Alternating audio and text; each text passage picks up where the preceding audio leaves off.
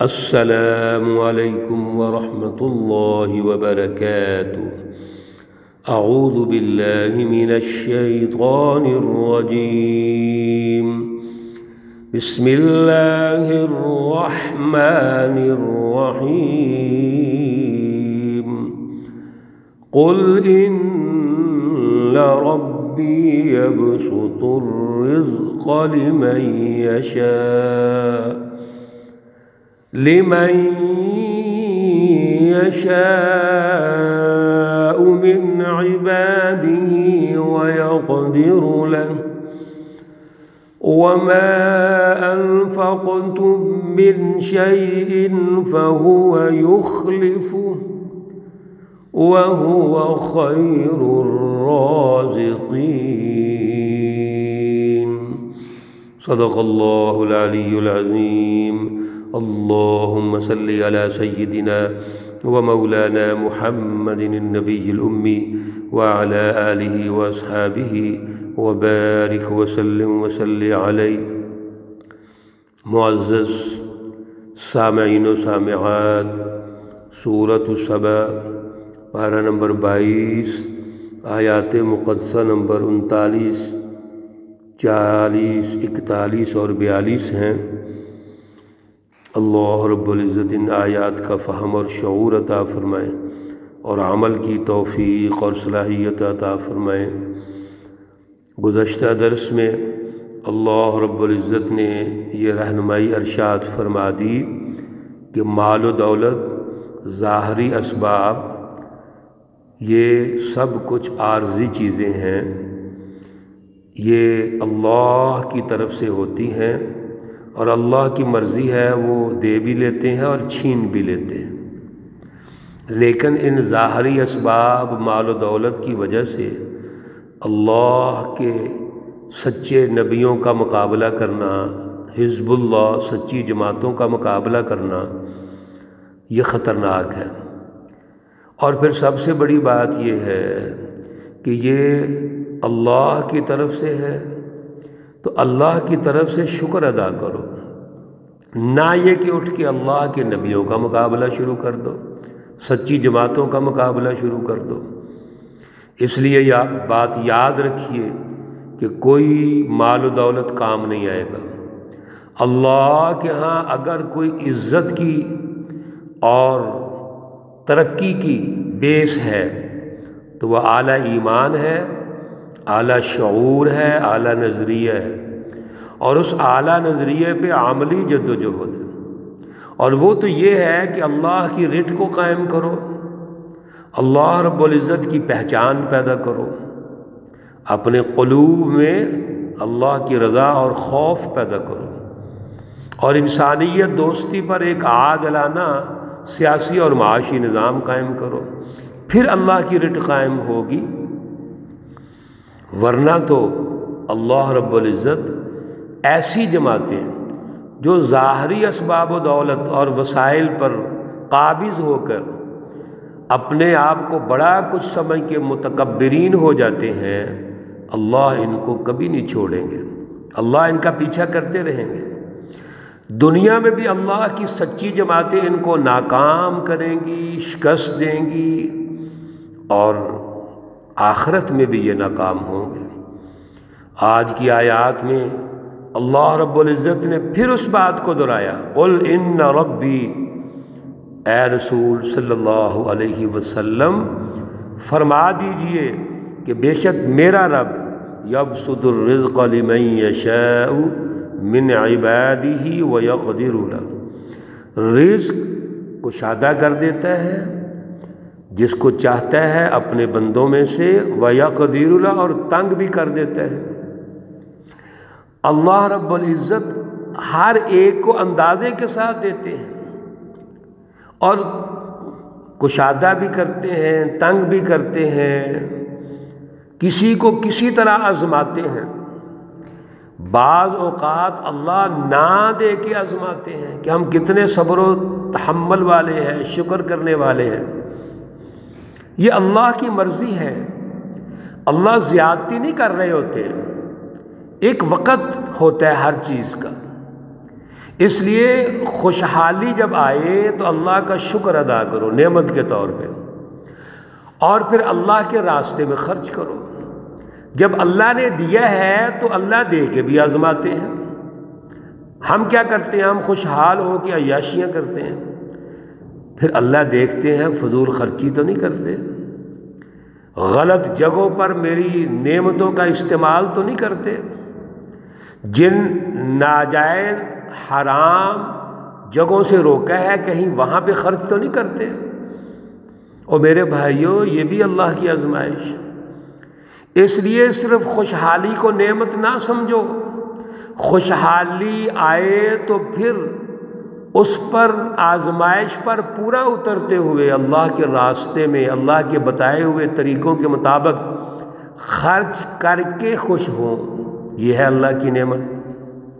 اس لیے اللہ نے فرما دیا وَمَا أَنفَقْتُم مِّن شَيْءٍ، اور جو بھی تم خرچ کرتے ہو کچھ چیز بھی، فَهُوَ يُخْلِفُ، اللہ اس کا بدلہ دیتا ہے۔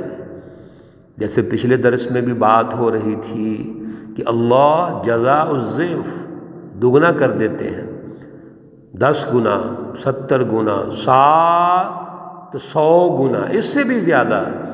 جتنا دل کا تقویٰ ہوگا، خرچ کرنے کے پیچھے اللہ کی رضا، اللہ کی محبت ہوگی، جتنا کنیکشن مرکز سے مضبوط ہوگا اتنا ہی آپ کو نتیجہ مل جائے گا۔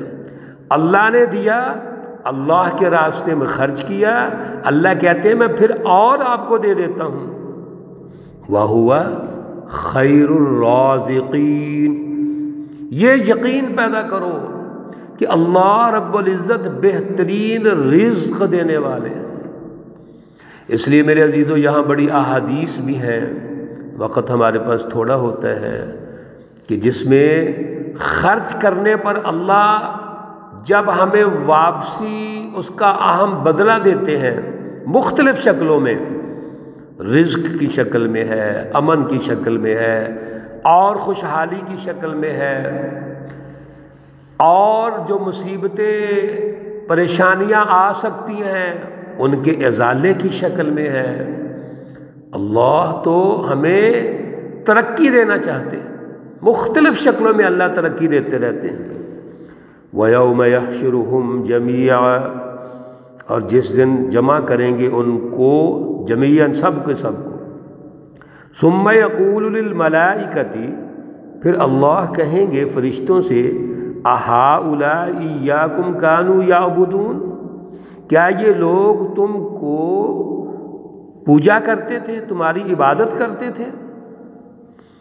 یہ جو لوگ ہیں کافر، مشرک، ظالم، جو میرے مقابلے میں ہیں، اور یہ کہتے ہیں ہم فرشتوں کو پوجتے تھے، فرشتوں کو اللہ کے بیٹیاں کہتے تھے، تو کیا یہ ایسے تھے؟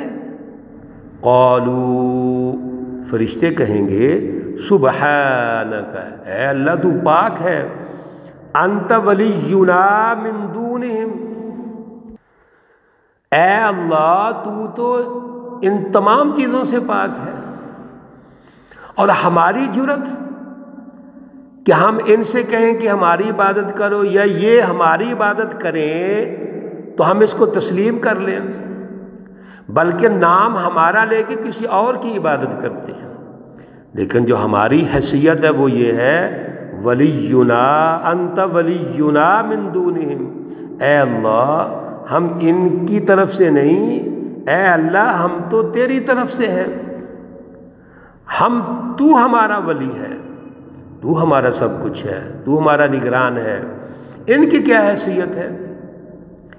بل کانوا یعبدون الجن، یہ لوگ تو جنوں کی عبادت کرتے ہیں، بتوں کی عبادت کرتے ہیں، اپنے سرداروں کی عبادت کرتے ہیں، ان کے سامنے جھکتے ہیں، لیکن نام ہمارا لیتے ہیں۔ اکثرہم بہم مؤمنون، ان میں سے اکثر جو ہے اپنی اس کافرانہ، مشرکانہ، منافقانہ پالیسی پر قائم ہے، ان کا ایمان ان پر ہے۔ اے اللہ، یہ دعویٰ غلط ہے، جیسا کہ حضرت عیسیٰ علیہ السلام کے بارے میں بھی قرآن پاک میں آتا ہے، اللہ ارشاد فرماتے ہیں اَأَنْتَ قُلْتَ لِلنَّاسِ اتَّخِذُونِي وَأُمِّيَ إِلَٰهَيْنِ مِن دُونِ اللَّهِ، سورۃ المائدہ رکوع نمبر 16 میں ہے۔ حضرت عیسیٰ علیہ السلام سے پوچھا جائے گا کہ کیا آپ ان سے کہتے تھے، ان لوگوں سے، کہ مجھے اور میری والدہ کو اللہ کے علاوہ کوئی معبود بنا لو، ہماری پوجا کر دو؟ وہ کہیں گے قال سبحانک، اے اللہ تو پاک ہے، یہ کیسے ہو سکتا ہے؟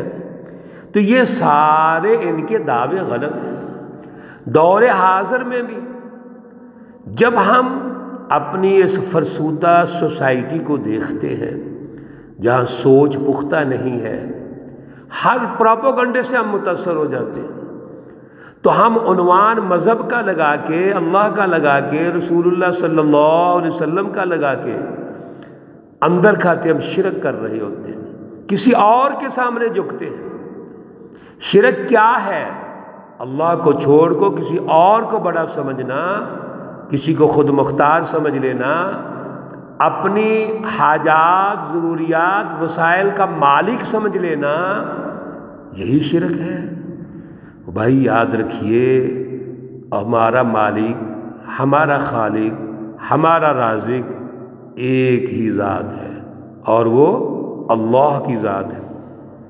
اللہ رب العزت الارم کر رہے ہیں، فَالْيَوْمَ، پس اس دن، لَا يَمْلِكُ بَعْضُكُمْ لِبَعْضٍ، نہیں مالک ہوگا تم میں سے کوئی دوسرے کا، نفعاً ولا ضرا، نہ کسی نفع کا مالک ہوگا نہ نقصان کا مالک ہوگا۔ وہ دن ایسا ہے، یوم احتساب، یوم الدین، یوم الجزا و سزا، ایسا ہے کہ وہاں پہ کوئی کسی کو نہ فائدہ دے سکتا ہے نہ نقصان پہنچا سکتا ہے۔ وَنَقُولُ لِلَّذِينَ ظَلَمُوا، اور کہیں گے ہم ان ظالموں سے، ذُوقُوا، چکھو، عذاب النار، آگ کا عذاب، الَّتِي كُنْتُمْ بِهَا تُكَذِّبُونَ، جس کو تم جھوٹ بتلاتے تھے، جس کو تم یہ کہتے تھے یہ جھوٹ ہے، آگ کا عذاب نہیں ہوگا، جہنم کا عذاب نہیں ہوگا، آج چکھو اس کو۔ اب پچھلے دروس میں آپ سن چکے ہیں، وَيَقُولُونَ مَتَىٰ هَٰذَا الْوَعْدُ، یہ کہتے تھے کفار، ظالم، مشرک، منافق، یہ جو وعدہ ہے یہ کب آئے گا؟ قُل لَّكُم مِّيعَادُ يَوْمٍ لَّا تَسْتَأْخِرُونَ مِنْهُ سَاعَةً، یہ اللہ کا وعدہ آ کے رہے گا۔ دنیا میں بھی اس کا وقت طے شدہ ہے، جیسے غزوہ بدر، غزوہ احد، دیگر غزوات، انقلاب، قومی انقلاب، پھر بین الاقوامی انقلاب، اور آخرت بھی، قیامت، یہ بھی آ کے رہے گی، یہ بھی اللہ کا وعدہ ہے۔ یہ بھی کسی کو کوئی پتہ نہیں قیامت کب آنی ہے، لیکن آ کے رہنی ہے، یہ یوم احتساب ہو کے رہے گا۔ یہی عقیدہ آخرت ہے جس کو پر یقین کرنا ہے۔ تو اللہ اس وقت کہیں گے کہ آج چکھو اس عذاب کو جس کو تم جھٹلاتے تھے، پراپوگنڈا کرتے تھے یہ نہیں ہوگا۔ رسول اللہ صلی اللہ علیہ وسلم غلط بیانی کرتے ہیں، استغفر اللہ، معاذ اللہ، آج وہ عذاب موجود ہے، چکھو۔